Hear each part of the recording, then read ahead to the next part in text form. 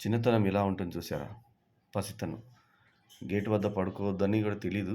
గేట్‌ని ఆనుకొని పడుకున్నాయి. ఈ వీడియో కనుక మీకు నచ్చితే లైక్ చేయండి, కామెంట్ చేయండి, షేర్ చేయండి. మా ఛానల్‌కు తప్పకుండా సబ్స్క్రైబ్ చేయండి ఎల్లప్పుడూ. మీ ఆదరాభిమానాలను ఆశించే మీ ఆల్‌రౌండర్ స్టార్ వల్లెం వేణు మాధవ్. నమస్తే. జై హింద్.